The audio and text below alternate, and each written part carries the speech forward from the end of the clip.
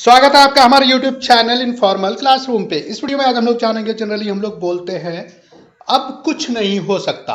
अब कुछ नहीं हो सकता को इंग्लिश में क्या बोलते हैं, किस अर्थ में प्रयोग करते हैं, किस भाव में प्रयोग करते हैं, और भी हम इस तरह से कैसे सेंटेंसेस बना सकते हैं, तो इस वीडियो में जानेंगे। तो चलिए वीडियो को स्टार्ट करते हैं। अब कुछ नहीं हो सकता मतलब होता है nothing can be done now. Nothing can be done now. Nothing मतलब कुछ नहीं, कैन बी डन किया जा सकता है, नाउ अब। तो अब कुछ नहीं किया जा सकता मतलब अब कुछ नहीं हो सकता। इसी तरह से हम और भी सेंटेंसेस बना सकते हैं, जैसे बोलेंगे सॉरी मिस्टर, अब कुछ नहीं हो सकता। Sorry mister, nothing can happen now, या nothing can be done now. Nothing can happen now, अब कुछ नहीं हो सकता। Nothing can be done now, अब कुछ नहीं किया जा सकता। इसी तरह से शायद अब कुछ नहीं हो सकता, मे बी या perhaps nothing can be done now.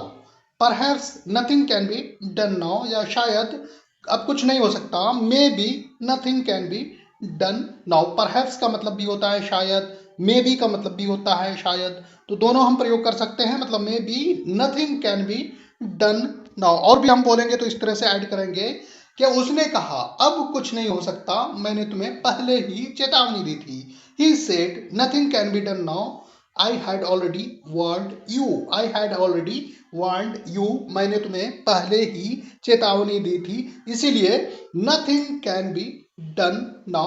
He said, उन्होंने कहा। इसी तरह से बोलेंगे अब कुछ नहीं बचा है, अब कुछ नहीं हो सकता। There is nothing left now. There is nothing left now. Nothing can be done now. तो इस वीडियो में बस आज के लिए इतना ही। मिलते हैं नेक्स्ट वीडियो में, तब तक के लिए bye bye. Thanks for watching informal classroom.